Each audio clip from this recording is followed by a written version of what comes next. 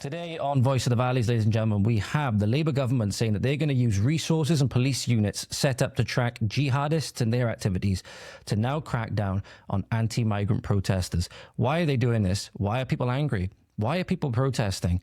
Could it be that they want to still try and further this narrative that multiculturalism and diversity has been this glistening liberal democracy utopian success, which it really hasn't been if you've been paying attention? Could it also be because Keir Starmer's chief of staff, Morgan McSweeney, has been alleged to have received millions of pounds for facilitating this invasion of our country?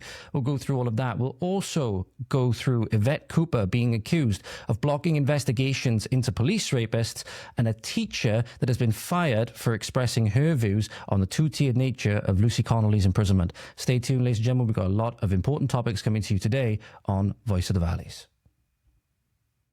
Welcome back to Voice of the Valleys, ladies and gentlemen.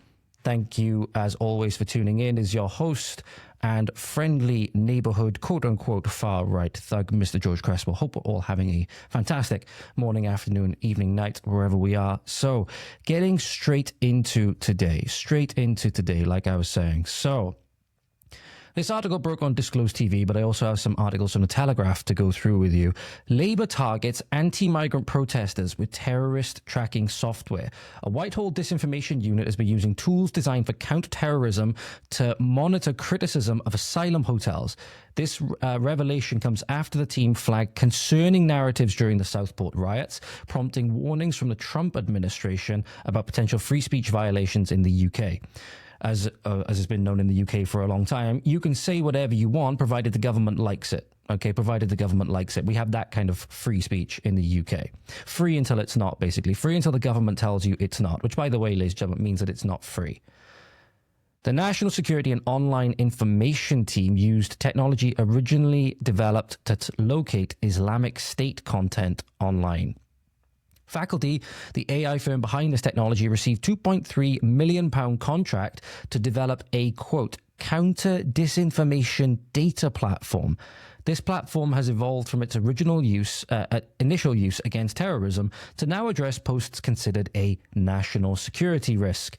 Emails between the NSOIT and TikTok indicate officials express concern over violence inciting posts related to asylum hotels. So now, as we're seeing, this that was originally set up to protect the British people is now being used against the British people because it's now being used to suppress information or punish people for talking about the invasion of their country, which is exactly what's going on. We're seeing the people coming over, a lot of them, the vast majority of them coming over, are military-aged men. These are not asylum seekers. These will be a political enforcement arm in the near future. Make no mistake about it. But here's the article from The Telegraph, ladies and gentlemen. Labour targets anti-migrant protesters with terrorist tracking software. A Whitehall disinformation unit this week revealed to have flagged, quote, concerning narratives about asylum seekers during Southport riots. So this disinformation unit, again, created tools initially to hunt jihadists and now being used to find critics of asylum hotels. So, whereas, like I said, I'm a terrorist according to Prevent, so would imagine that there might be a knock on my door very soon, depending on how large this platform gets in the near to long-term future. Hopefully not. We can certainly hope not, but at the end of the day, nothing's out of the realm of possibility at this point. The secretive team was this week revealed to have flagged concerning narratives about migrants to tech platforms during the Southport riots. What are we dealing with here? So this elite police squad to monitor anti-migrant posts on social media. Concerns for free speech mounts as Home Office creates team to flag signs of potential unrest. So this was in the wake of the Southport riots as well. Do you remember when those three lovely young girls were sadly massacred by an Islamic terrorist that the media tried to portray as this little innocent Doctor Who loving Welsh choir boy, right? Yeah, just as Welsh as you and me. And you had Elsie, Bebe and Alice that very tragically lost their lives in a very, very brutal and preventable fashion. See, Alex Rudikamana was known to prevent. He also had Al-Qaeda manuals in his house. He had, ricin, all the rest of it, right? And we actually had a copycat incident that was very luckily foiled, was very luckily stopped by police that could have happened in a community not too far from me in this country. So make no mistake, these people who want to do us harm are everywhere. They are everywhere. Almost like a government-imported sleeper cell. They're like a government-imported sleeper cell all up and down the country. Sleeper cells, rather, all up and down the country. And you got to think, what will happen when they get activated? In many instances, it doesn't seem that they have been activated in communities such as mine at the moment. But I feel something brewing. I feel something brewing as more and more of this sentiment starts to set in. Because people are noticing. People are noticing. Detectives will be drawn from forces across the country to take part in new investigations that will flag up early signs of potential civil unrest. Again, nothing to do with preventing these attacks from happening, seemingly. Again, because there was plenty of instances to prevent Southport from happening, and you can't blame people for being angry when there's every single day a story of a quote-unquote asylum seeker raping a child, or a quote-unquote asylum seeker doing something heinous to somebody else. You know, there's an assault, there's something, there's a theft, whatever it is, a murder. We see these headlines every single day. Then you have things like the report that came out of Rotherham, I believe it was, the Operation Stovewood, it was called, which is to do with the grooming gangs of children, and you had about 3% of that population being Pakistani, and they were responsible for about 2/3 of the crimes, 2/3 of the cases of child sexual abuse and exploitation. But this is what the response of the government is, because they want to protect this narrative, and they want to protect their imported voter bloc more than anything. They don't care about us anymore. They want to protect their imported voter bloc. So they'll use the very same terrorist legislation, anti-terrorism measures that they put in place for surveillance and stuff like that, to now surveil people that are being politically inconvenient, objecting to their own replacement, objecting to this very, very disgusting socialization of the women and children, right? So that's what we're seeing now. And the government will not, let this go easily. Just like Satan will not let go of his grip on people easily, as now he is losing his grip on the world, and he's dragging as many people down to hell with him. The government will not let go of this easily. They're going to ramp things up, especially as we'll see a little bit later on with a story from Jim Ferguson, which we'll read. It comes amid a growing concern that Britain is facing another summer of disorder as protests outside asylum hotels has spread. Largely peaceful. You have the activists that have been bussed in by the police in many instances to cause agitation so that they can shut down on the people that are protesting. This is the thing.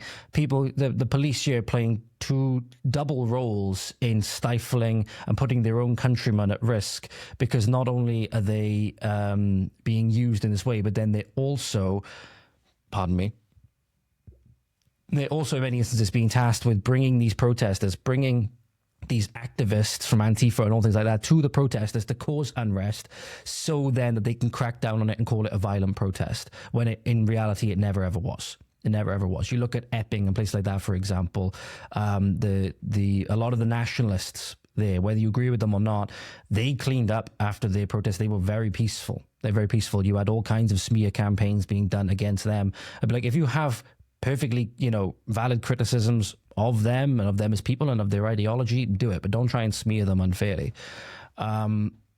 But they were largely peaceful, and in fact they were all peaceful, and they actually cleaned up after themselves. You only have to look at a stand up to racism protests and stuff like that, because these people don't actually care what they're protesting for. They're these mindless drones. They don't care about the science they've been given. If anything, it's been funded, so they haven't put any skin in the game themselves. Everything's being done by locals. They put the skin in the game themselves. The signs that they build, all of these things, right?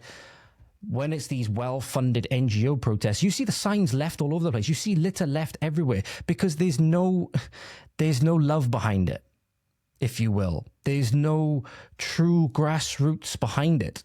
It's all manufactured from the top. That's why I talk about it so much. It's a PSYOP propaganda campaign. They want you to think that these stand-up to racism, Antifa, all of these guys are grassroots people trying to fight discrimination and all of these things. No. And that's why I say these people think they're raging against the machine. They're raging on behalf of the machine, because all of their stuff is well funded by the machine they claim to be against.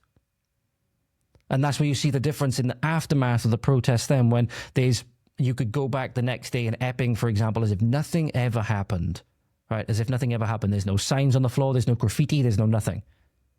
But these guys, they graffiti everything. They tear everything down. All they do is tearing everything down. And then when the protest is finished, they just throw their placards and everything away, and they leave the place that they came to. In many instances, they get bussed in from outside. They leave the towns that they came to looking like an absolute shit tip. And then it's the locals that have to clean up for them as well. Truly, truly disrespectful on a truly unreal degree, these people that are on the hard left on these issues.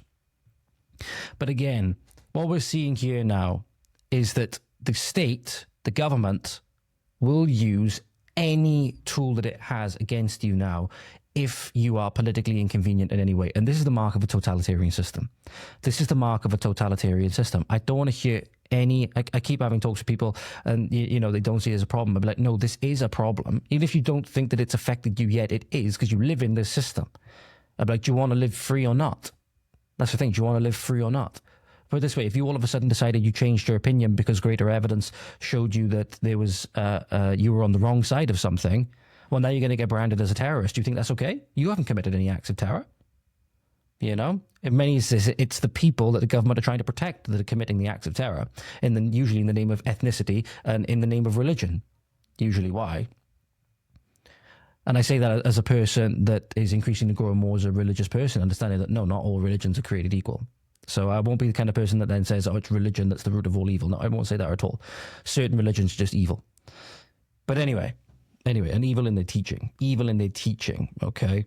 Some people do things in the name of religion that religion doesn't preach and stuff like that. So again, that's a larger conversation for another time. In 2017, ministers commissioned by faculty an AI firm, ministers commissioned faculty, an AI firm, to help search for recruitment videos posted by the Islamic State. At the time, the use of the technology was strictly limited to stopping British social media users from encountering grisly beheading videos and calls to commit acts of terrorism. The firm developed tools that could automatically spot Islamic State content spreading online so that it could be flagged to tech companies by the government.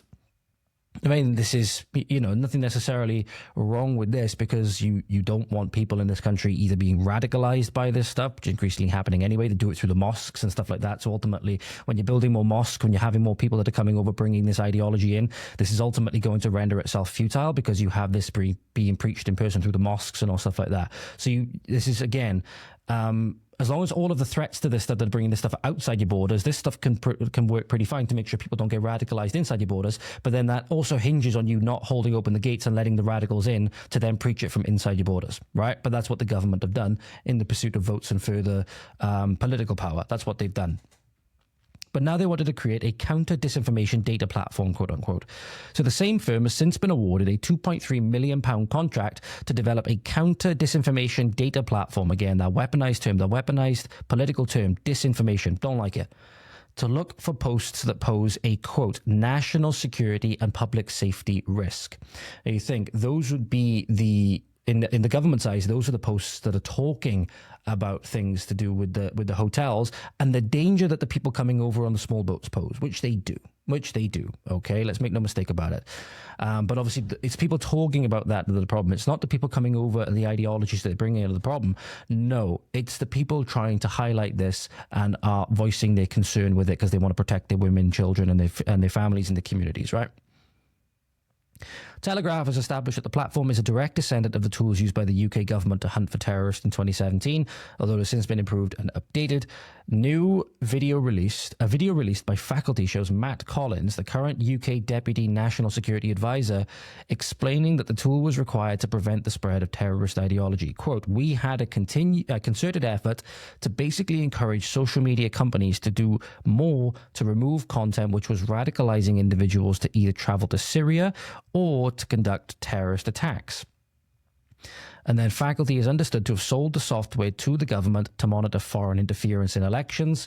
Kind of funny then, when there's now been accusations, as we covered, I believe it was 1 or 2 episodes ago, that the UK government, via other proxies like Zinc Network and stuff like that, were interfering in Slovakian elections. And I saw a statement. It wasn't from him directly, but it was from a page on X that apparently Robert Fico, the prime, is it Robert Fico? I think that's his name. Yes, Robert Fico, the Prime Minister of Slovakia, has also confirmed that he has confirmed that the UK government, in fact, did try to interfere in Slovakian elections. So that's kind of rich. But has no power to stop it from being used for domestic purposes. And then on Thursday, Telegraph revealed emails between they call it NSOIT, which stands for the National Security and Online Information Team, and TikTok, which showed officials in August last year raising concerns about posts that could incite violence. And that was right around the Southport incident. Forgive people forgive people for being angry when this completely preventable thing that seems to be happening time and time again, and we're gaslit about it at every single turn, keeps happening. And you keep imprisoning people that just get angry about it on social media rather than doing anything of meaningful, deterrent and punishment with the actual people that do these crimes. Forgive people for being angry when they can see that this is completely, at every turn, against them who are the victims of these things. They included posts about asylum hotels and referenced the, quote, two-tier policing of protest, which later became a damaging political critique of Sir Keir Starmer's government. And that's actually where, as I told you before, ladies and gentlemen, I got my nickname from. And it's not me poking fun at what happened at Southport or anything like that, but it's highlighting the absurd nature of what Keir Starmer chose to do in the aftermath of the Southport incident, which is to go on and lambast everybody protesting. Bear in mind, you had the Hare Hills riots before that, nothing. You'd had another case of rioting before that. I can't remember exactly where it was, though. He said nothing. The minute it's British people rioting because there was 3 young girls who got murdered by an Islamic terrorist, that it was completely preventable, instantly, within, I think it was in a matter of hours or a day, came out, lambasted them as all far-right terrorists, Nazis, all this stuff, right? So again, forgive people for being angry when they can see that all of this stuff is blatantly two-tier. But then what kind of things would they be looking at, for example? Well, I'll give you some examples now, ladies and gentlemen. They mentioned, around anti-migrant sentiment. They mentioned around, things around terror attacks and stuff like that. We haven't got any footage of that for you, ladies and gentlemen, but we are going to be going through a couple of things from Europe and other places now where these are going to be instances where I don't think you can blame local people for being angry when they see outsiders coming in and treating their communities, treating their dead, treating everybody the way that they do because they believe that they're supremacist, right, in the name of religion and stuff like that. So this is one clip, ladies and gentlemen, that was shared a matter of just over a day ago. It's difficult to see from the camera because the person recording this is quite far away. But the person that posted this is from Tommy Robinson's page. It says, Pakistani invader in Portugal destroys Christian crosses in a graveyard. Climbing onto the chapel, he's screaming Allahu Akbar and taking liberties wherever they go. So here is the footage of that incident, ladies and gentlemen. Let me just make sure it's working. Right, I apologize, ladies and gentlemen. I'm not sure why the video was seriously misbehaving, but I believe it's working now. Here you go.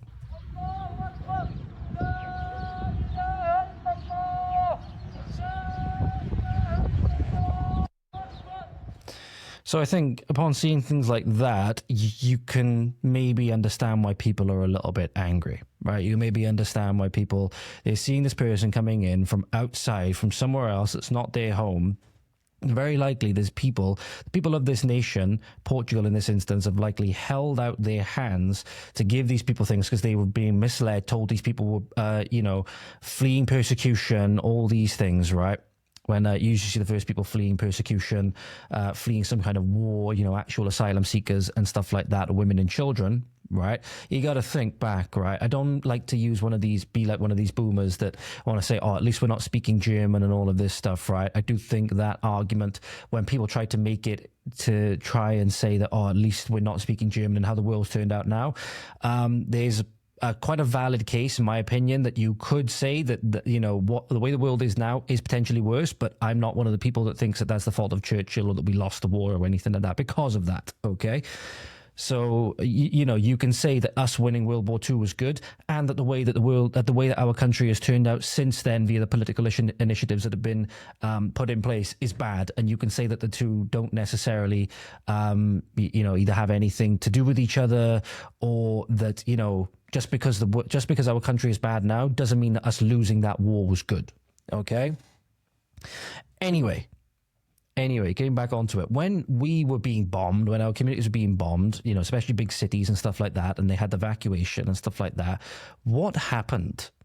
What happened when people were actually potentially facing the deaths of themselves and their families, wives, children, all the rest of it? Well, it was the children that were sent away first. It was the children that were sent away first. If you remember, in primary school, at least this was the case when I was in school, there was actually around a certain, you know, big days to do with this stuff. To remember what was going on, they actually made us come in dressed as if we were these child evacuees, right? To remember the kind of stuff that we went through. And it's actually, you know, it's actually one of the things that was good in school. It puts things into perspective. Because you imagine, I always imagine in my, you know, my mind's eye, for example, of what it would be like if I was looking from the perspective of one of these children that's being sent away from their mother and father, potentially never to see them again. That thought brings me to tears, nearly, right? You know, that thought brings me to tears, especially when I was that age. It didn't take much for me to start bawling my eyes out when I was a kid, don't get me wrong. But that thought of being sent away from my mother and father during that time, potentially never seeing them again, it's a tearjerker. It's a tearjerker for sure. But yet we're supposed to believe that these people coming across are asylum seekers. Why are they not the ones fighting, if anything? Why are they not the ones staying there and fighting? They're coming over on the boats. They're leaving their women and children to die? What kind of men are these people? What kind of men are they, first off? But then why are they being brought over? They're quite clearly not asylum seekers.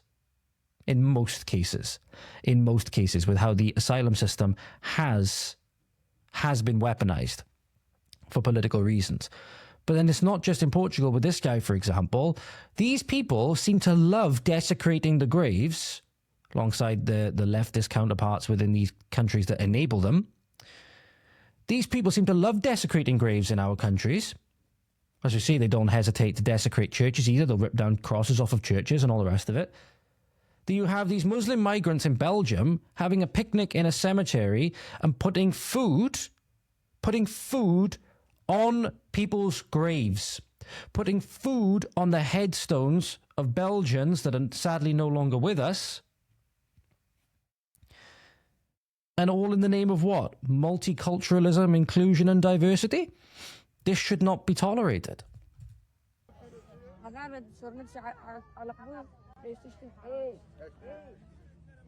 So when you see things like this, maybe you can forgive people for being angry. When you see that they're putting whatever food this is and laughing as they put food on your ancestors' graves, maybe you can be a little bit angry. Especially when throughout history, especially in Belgium, there's a good chance a lot of these people's ancestors, you go back potentially, when was the stand? Middle of the 1800s. You go back, 150, 170 years or whatever it was. These people's ancestors were doing fighting the Muslims to keep them out of Europe or from getting any further into Europe. Same thing with Portugal and the Reconquista, right? And what did we think? That they were just going to change if we threw open the borders again because we live in this liberal utopia now? They changed nothing about their ideology. They changed nothing about their customs. Changed nothing about their religion or anything like that, or said that we don't want to follow this religion anymore. Right? It's bearing bad fruit and it's not true. We don't want to follow it anymore.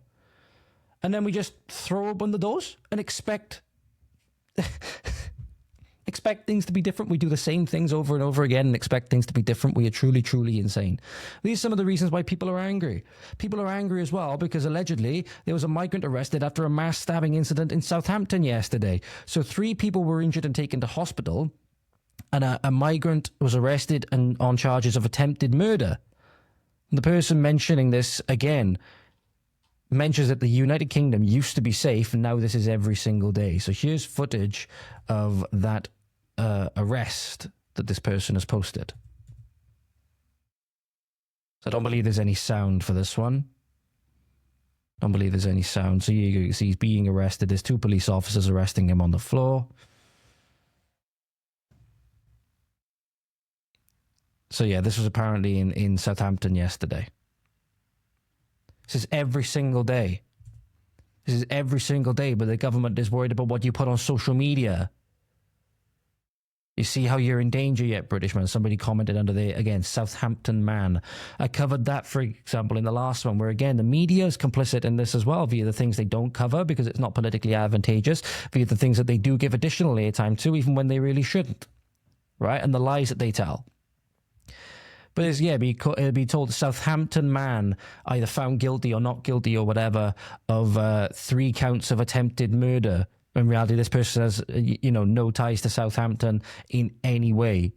The only tie to Southampton would be the boat that he come over on. you know, or the boat that his parents come over on, maybe. But yes, Southampton man. In the same way that somebody's family line from Southampton goes back 2, 3, 4, 5, however many thousand years when they were building this country and they're building their communities. It's okay to say that these things are not the same. It's okay to say that these things are not the same, ladies and gentlemen. And you also have this example. So this has been gaining a lot of traction recently. This young gentleman has been gaining a lot of traction on social media. The CEO of Cross and Corner and the youth ambassador at Turning Point UK, young Bob, often seen at Speaker's Corner, not afraid to go toe-to-toe with Muslims and stuff like that. Very, very courageous for such a young man. He's only 17, I believe. And recently he got into an altercation, I believe it was at Speaker's Corner, and thanks to the people that attacked him, as you see in this instance, his microphone has since been broken. The microphone he was using to preach and stuff like that. And again, this is the religion of peace in action. So what happened here is a gang of Muslim hate preachers jump him after he tried to recover the microphone that they stole, right? And again, you see things happen like this. You see a 17-year-old boy at Speaker's Corner preaching the gospel and stuff like that, being assaulted by foreigners by ethnicity, and also preaching a foreign religion. And you think, maybe that's why people are angry, because it's the government that will take the side of the people that attacked young Bob in this instance, not the people of this country who don't want their country overrun with more of this, who want the communities to be safe and prosperous yet again.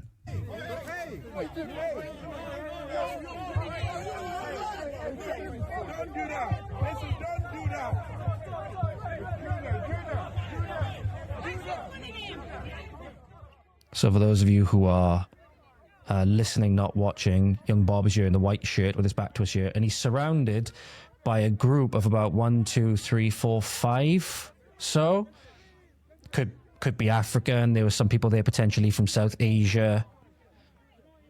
Literally got his hands all over him, mind you. Hands on his neck, hands underneath him, grabbing him, seemingly trying to drag him off somewhere or whatever, or push him back after they've...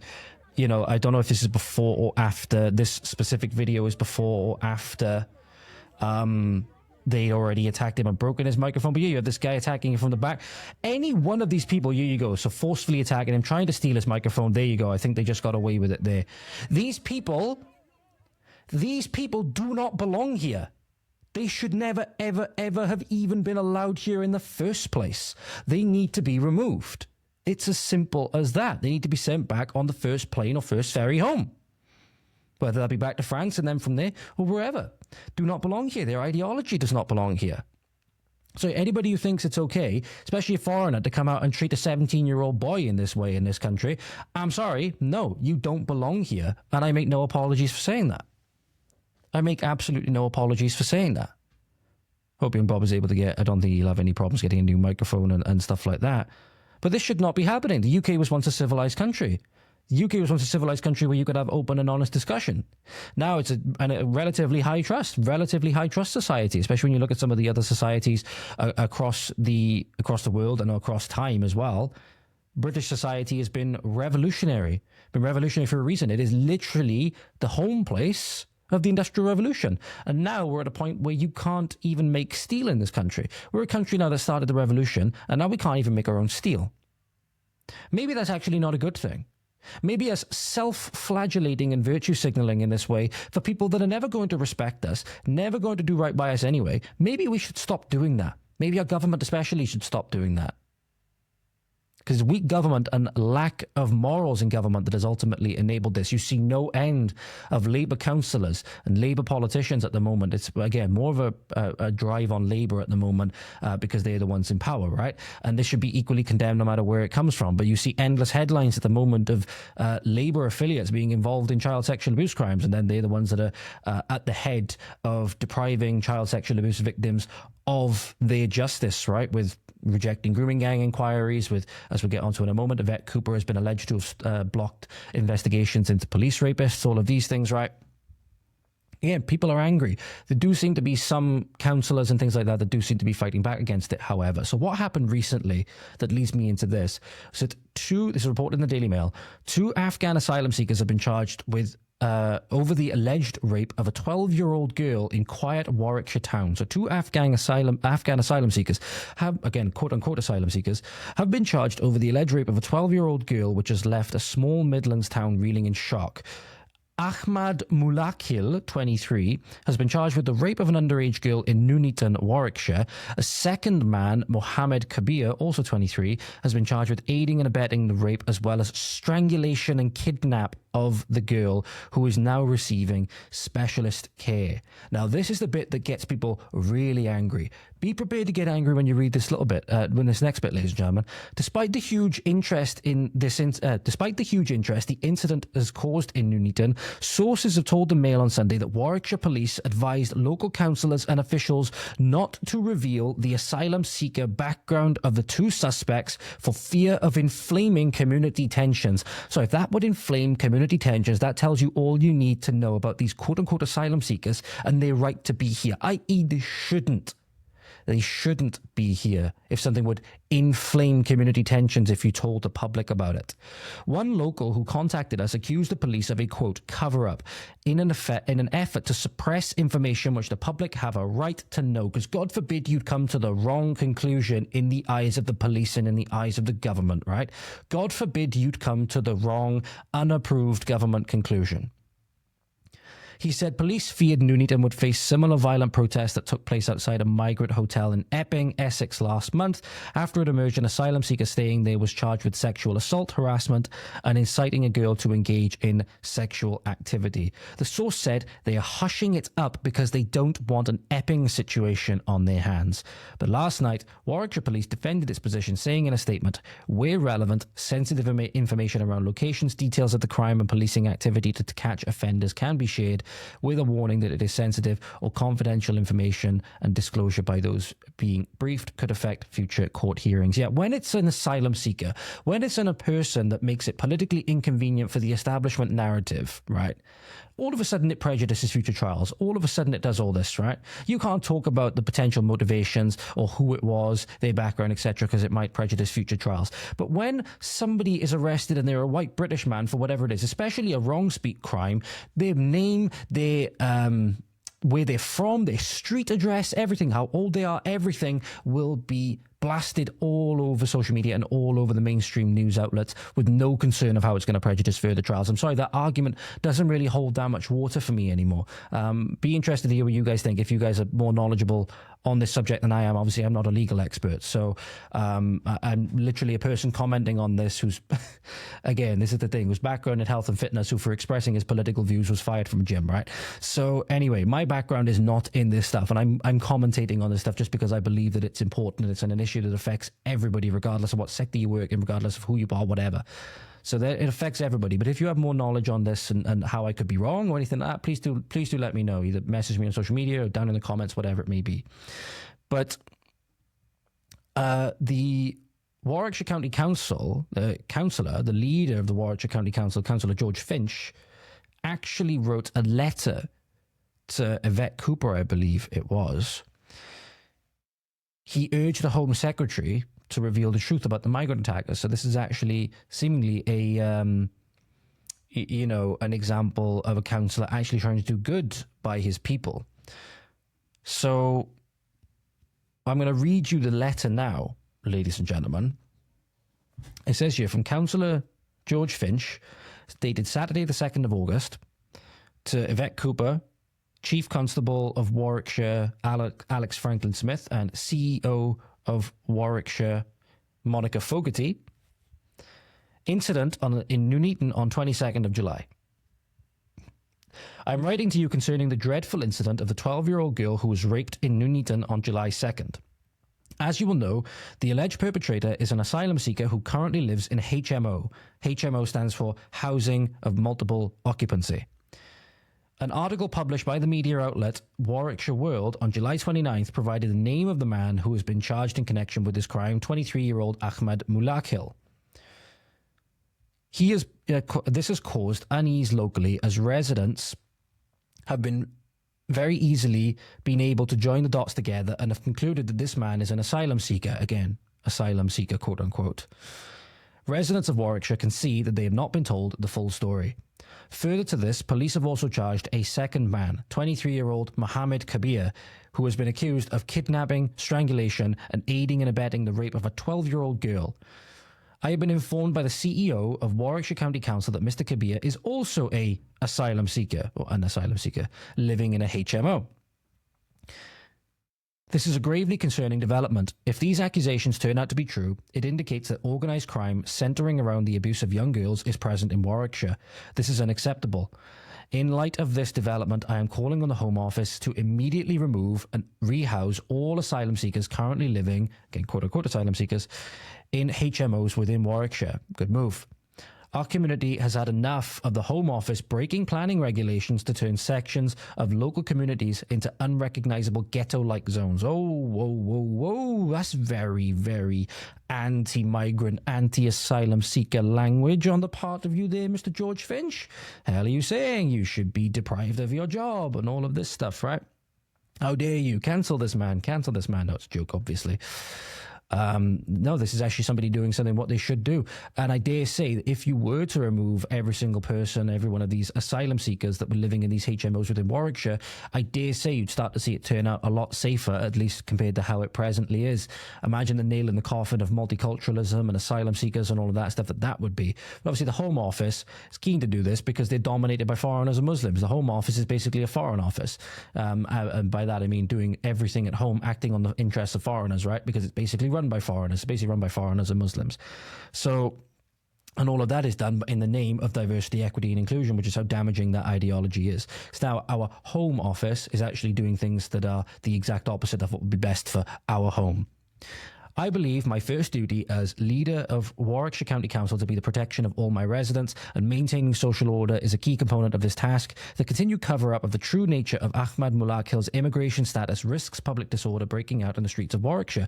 The same detail has been covered up today concerning Mohammed Kabir.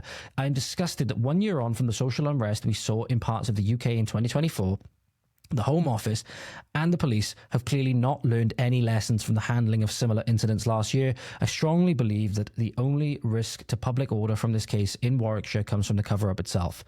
Having my ear to the ground locally, it is clear that there is much appetite for protests to take place across the county. Let me be clear, I do not want to see protests taking place outside migrant hotels and HMOs in Warwickshire, nor do I want to see any form of violent disorder. Our police have much more important things to deal with. Yeah, such as, you know, these people are trying to protest against raping children.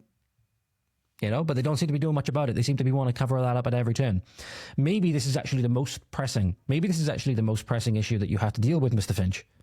Maybe these people being housed here, and as you said, the Home Office breaking all of these planning regulations to turn sections of the communities into unrecognisable ghetto-like zones. Maybe this is actually the most pressing issue that you should be dealing with. Not saying you have to do your job or anything like that, but, you know, police have much more important things to deal with. It's hard to imagine many more important things to deal with than, you know, foreigners coming in and systematically raping children, often in gangs and aiding and abetting each other in doing so. They do not need the mass disruption to local policing which would follow from the commencement of any protests. Again, just prevent the police in this instance, and just prevent the police from instance bringing in paid agitators. It's that simple. Stop the well-funded, non-grassroots people that are coming in support to stand up to racism from agitating in this way. Stop them from balaclavering up, force them to show their faces. It's funny how I believe James Harvey mentioned at one of the protests that occurred recently. I can't remember exactly where it was, but the police told one side they had to remove face coverings so they couldn't wear any, but then the Antifa types and stuff like that, they were perfectly okay with wearing their face coverings and they never told them to remove them. So there's double standards everywhere you look.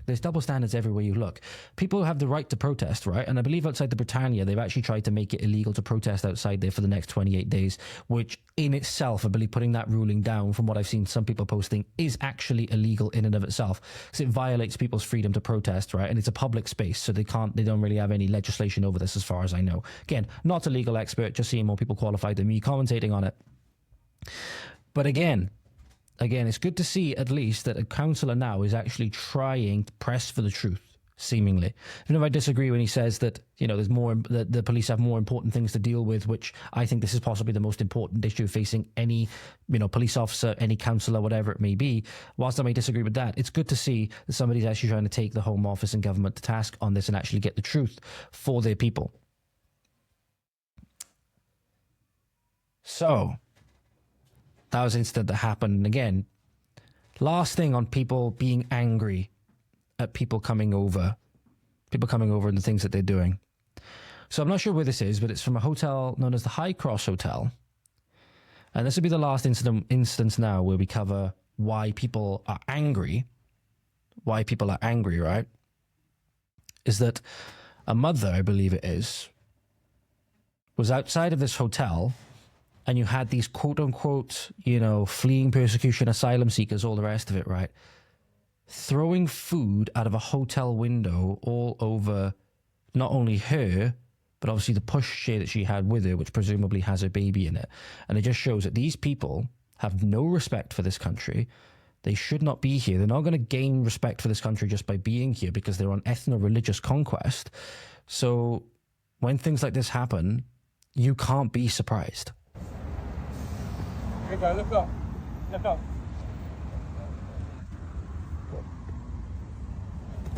Fucking little twats. It's alright. There's a fucking baby here, you knobhead. Oi! Get out of here, do it, you little twat. Yo, shit won't kick off, will it? Disgusting. So that's food that's been provided to them at taxpayer expense. Food that's been provided to them at taxpayer expense that the people of this county, wherever this is, have paid for. He hasn't paid for jack shit. The person throwing this out the window hasn't paid for jack shit. Right? Everything that's has been paid for him by us as taxpayers, right, as the British taxpayers, by the globalist NGOs that want to facilitate the destruction of our country. And then to say thank you, he throws that food out, which could have been used to, help out some of the starving families that we have, people that can barely pay their fucking bills, right? No, he gets to throw it out of a window onto a baby in a pushchair, and we have to pretend that everything is fine. I'm sorry, no, I'm done pretending that everything is fine. I'm done pretending that everything is fine. And you can't blame people for being angry when their hospitality and their kindness and their empathy has been weaponized, and then the people that it's been weaponized on behalf of have thrown it back in their faces. Have thrown it back in their faces, quite literally, and thrown it back in their babies' faces. So why is this being allowed to continue? Why is this being allowed to continue? Well, this might be one reason why. Not only do they get in political power through the votes that they'll give these people, right? The voting rights that they'll give these people. Starmer's Aide family firm has alleged to have been received £6 million to house asylum seekers. Morgan McSweeney, the Prime Minister's powerful chief of staff, is now under scrutiny. His father's accounting company has reportedly received up to £6 million in government contracts to provide accommodation for asylum seekers. Financial records indicate the firm is registered in Ireland, and critics raise concerns over possible conflicts of interest given McSweeney's proximity to government decision-making. And it is cronyism at the heart of power. So again, in Daily Mail, embarrassment for Keir Starmer's top aide, who told Prime Minister he had to smash smuggling gangs. As it is revealed, his father's firm was handed £6 million to house asylum seekers. This just shows how many disgusting traitors that we have. Shows you that the king of asylum hotels? The king of asylum hotels, I believe, is now a multi-millionaire, very wealthy man from facilitating this invasion, right? So we have very disgusting traitors that we have to deal with as well. But here you go. So Morgan McSweeney, Keir Starmer's powerful right-hand man, he said, "We need to be tough from the start," the Irishman told the future Prime Minister in a memo. "Regain control of borders," he says. "Smash the gangs, tackle small boats." Noble exhortations, as Keir Starmer would later parrot. However, where is it? The Mail on Sunday can reveal there is something closer to home that might cause McSweeney, if not outright embarrassment, then surely a twinge of unease. His father, Tim McSweeney, a County Cork-based accountant, has his part to play in the asylum gravy train, causing resentment in his homeland. Sharply rising immigration coupled with a housing crisis has fueled protests across the Irish Sea. Pardon me. As in the UK, there is much criticism of those who got rich quickly on the back of the influx of new arrivals. Mr. McSweeney, 73, helped set up a company that received £6 million from the Irish state to house asylum seekers. He incorporated Togail, I don't know how the fuck you say this, Togail Vibit Glass Tioranta, maybe fuck you say that, in February 2023. He and his wife Carmel are the only listed directors, and it is registered at the same address in Macroom as his accountancy firm. Macroom is where his son was raised before moving to England as a 17-year-old, initially working on building sites and later joining Labour after university. No surprise there, they're basically left-wing indoctrination camps, these universities and schools. He now earns between £155,000 and £160,000, presumably per annum, but it doesn't say, as Sir Keir Starmer's Chief of Staff. Public records show Togail received £6 million for the provision of international protection, accommodation and or related costs of asylum seekers. It doesn't say that, but again, that's where the quote cuts off, but it'll be for those people. Typically, accountants advise on company structure and handle registration and incorporation obligations. He says that he dismisses any suggestion he was benefiting directly from the contract, says, do I look like a wealthy man? I don't think so. It is just a job that I have.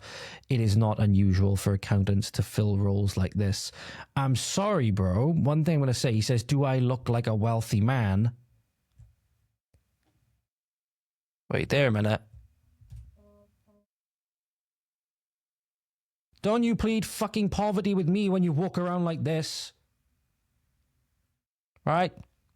Don't you plead fucking poverty with me when you walk around in this suit and you're getting paid 155 to 160,000 pounds a year.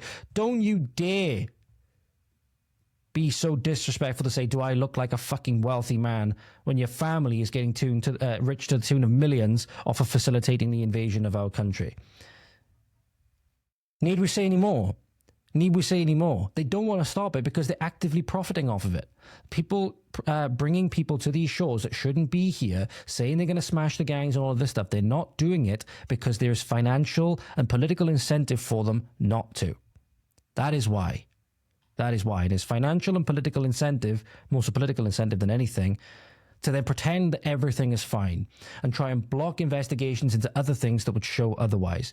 Which now leads us into one of our last topics of today, which is Yvette Cooper. Yvette Cooper, this is in the Times, accused, hope I can see that, yes, I can see the rest of it, accused of blocking investigations into, quote, police rapists, unquote. Alleged victims of child rape saying they are being denied justice without an independent investigation.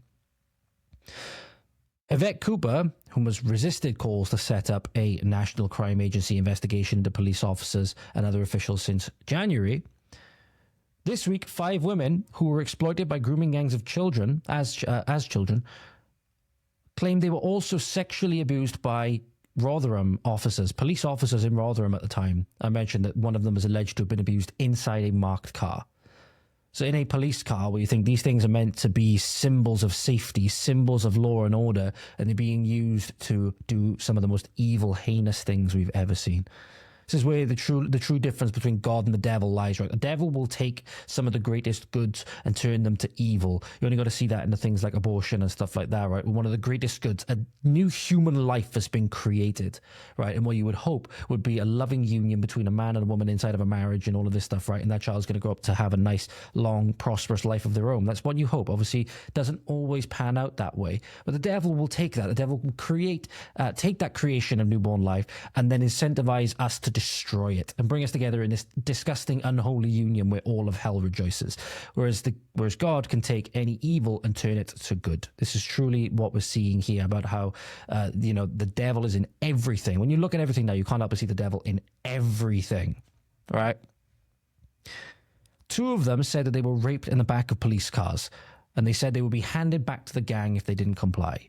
The Home Secretary has resisted calls to set up an NCA investigation into police officers and other officials since January.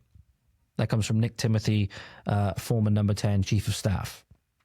South Yorkshire Police is investigating, but critics said they were shocked the force had been trusted to investigate its own staff, citing cover-up after cover-up. And we've seen that time and time again with how they tried to cover up for the gangs and stuff like that themselves, how they tried to obfuscate things at every turn. So don't be surprised, ladies and gentlemen, if they mark their own homework and find themselves that they got 100%.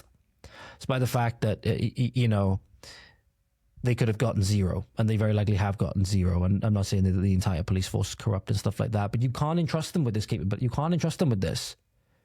You can't entrust them with this. You need something that is truly independent and not accountable to the police. Right? So it makes you wonder, why is Yvette Cooper? Why is Yvette Cooper refusing to do this? Do you want to deny victims of child rape justice, potentially, if police officers? And you've got to think, ladies and gentlemen, this is something I've got to think. That why would this be happening with police officers, right? Obviously, there's evil no matter what, you know, ethnicity, nationality, you know, you are, right?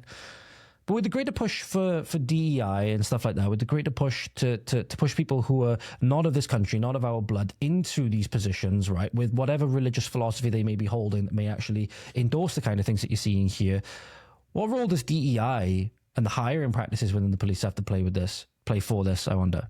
All right. I think they're very deeply entrenched. I think this is one, again, the fruits of DEI. The fruits of DEI. Now, I could be wrong. But the policy should not be set up in this way. I'm not accusing anybody. And drawing any conclusions based on this. But obviously, we don't know who these police officers are that have been accused. But when you have people, you're trying to bring them in, they're bringing hostile ideologies. A lot of us, they have no respect for who we are as a people. A lot of the time, they believe they're supremacist in many ways. They're bringing hostile ideologies that further bolster their supremacy, and in the name of their God, allow them to do all of these heinous things, and then you try to put them into positions of policing the local populace? Forgive me for potentially indicating a conclusion that could be drawn there. I hope I'm wrong, but we shall see. Why does Yvette Cooper not want to set this up? Does she know what we might find? Does she know what she'll find already? Suppose we'll see. Lawyers for the victims said they were being re-traumatized by the process or simply refused to report to the force that treated them so badly.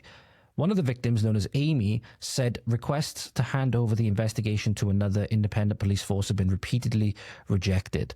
3 arrests have been made but no charges brought. The first allegation of child rape against an officer dates back 10 years. Time understands another victim has made allegations of sexual abuse against a Greater Manchester police officer. The lawyers said their clients have named a further 4 South Yorkshire police officers as alleged perpetrators. I hope we see justice, but with the current secretary that we have, I don't see it. I don't see it. Either way, it will be another nail in the coffin of the idea of the white liberal female politician. Not necessarily white, but liberal female politician, absolutely.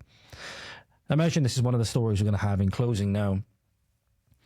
Teacher sacked after criticising two-tier justice in Lucy Connolly case. This is from the Daily Skeptic. A teacher has been sacked at the behest of the National Education Union. I mentioned before, when we're talking about psyops and propaganda, these unions have a lot to answer for with this. After saying Lucy Connolly's prison sentence was an example of two-tier policing. Simon Pearson, 56, who teaches at the Preston College, said Connolly's online comments were obviously wrong. Don't know if I necessarily agree with him there, but said she should not have been jailed, which we can both agree with. But he was dismissed after an internal investigation prompted by a complaint from a Muslim representative at the National Education Union. Why do we have a Muslim representative of the National Education Union in this country? At the school, found his online posts had the potential to bring the college into disrepute. That's all it takes now. That's all it takes now. Speaking from personal experience here, that's all it takes now. All it takes is for an employer of any kind say that, this could bring us into disrepute, even if it's not comments you even made at the time you were employed by them.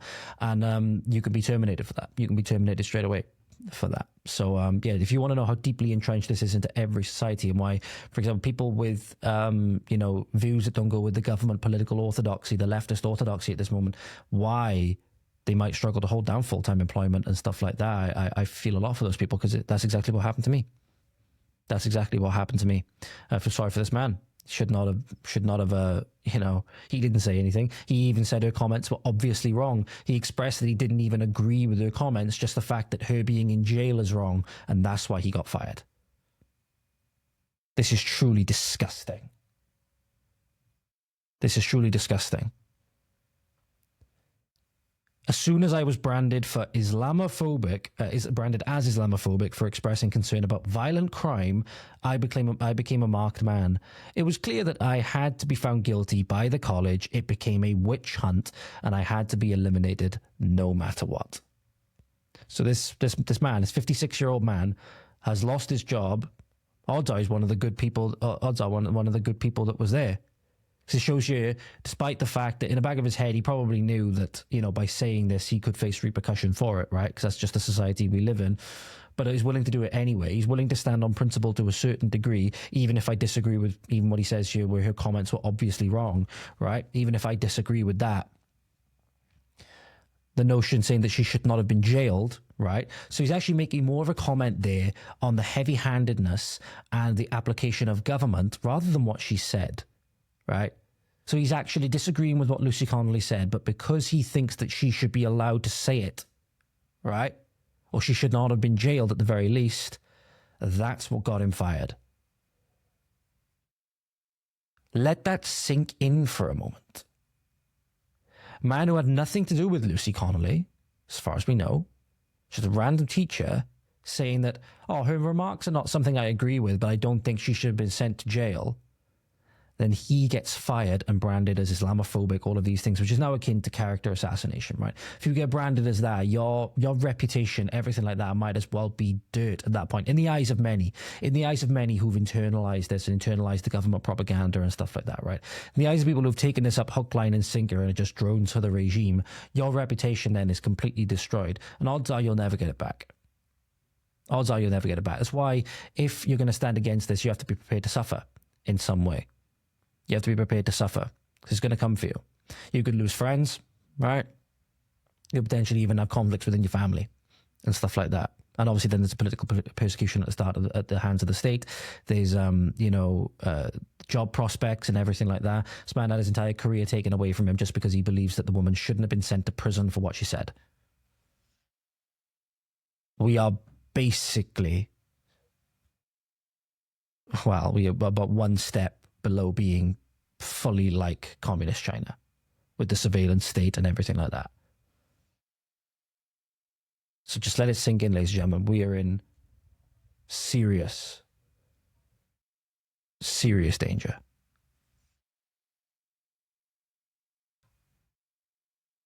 And just have a think, ladies and gentlemen. This is what we're going to end it on.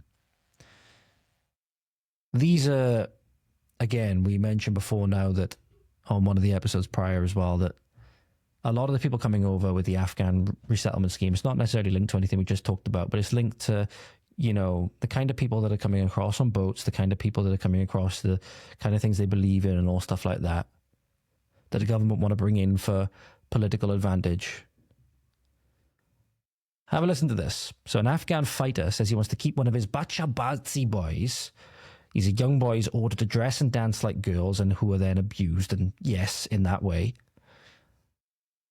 That he will ask his wife for permission first because he is a cultured man. He's a cultured man for wanting to keep his young male sex slave, basically, who he forces to dance and dress like a girl, but that he will ask his wife for permission first. These are the kind of people that the government looks at and goes, we need more of them in our community.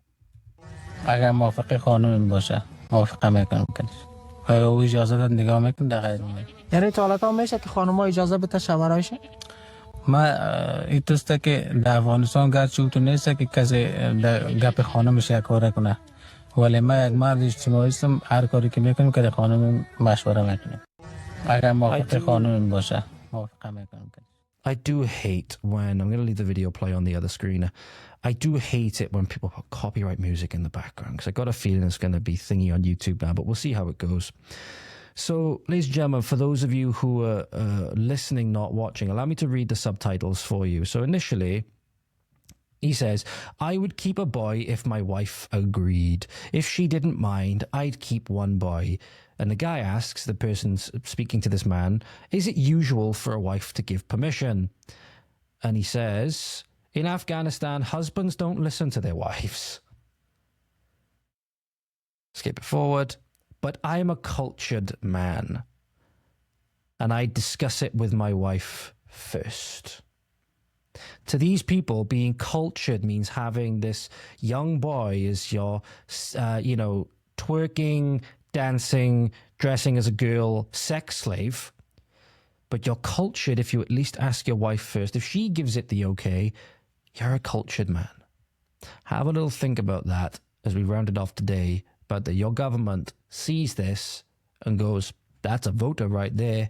We need more of that, because the ones that we have in this country currently are getting too big for us to handle. So we need to try and pander to more, because our people will never vote for us again because of how much that we've betrayed them and inflicted this cancer on their communities.